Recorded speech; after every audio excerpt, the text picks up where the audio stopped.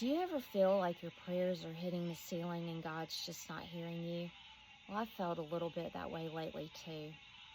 And I was at the gym a few weeks ago, and this lady that I work out with, I don't know her that well. She came up to me and she said, I feel like I need to give you this book. It's called Theo of Golden. And I've read this book now, and I will say that it is so worth the read. If you need something that's encouraging, take a look at this book. But just to give you an overview of what it's about this man named Theo who moves to this small Georgia town called Golden. He goes into the local coffee shop and he looks around the walls, and there's 92 pictures of the local people. And he decides that he's going to give each one of those portraits to those people individually, because he would look at those portraits and he saw something in those people, and he wanted to sit down with them and tell them the positive, important things that he could see by looking at their portraits.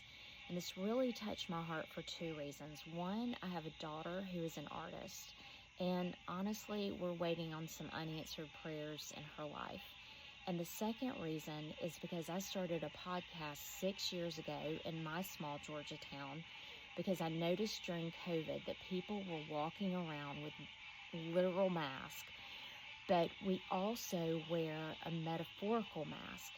How many times do you go up to someone and you say, how are you doing today?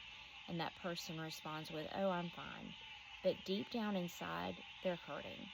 And I started that podcast because I wanted people to share their stories so that others could hear those stories and know that they could persevere just like that person did, that God is with them. He never leaves them. He never forsakes them. And so after I was almost finished with this book, I went up to the lady at the gym and I told her how much I appreciated her giving me this book. And I had no idea that I was going to break down in tears that morning, but I did, because you know what? I knew that God had heard my prayers. They're not answered yet.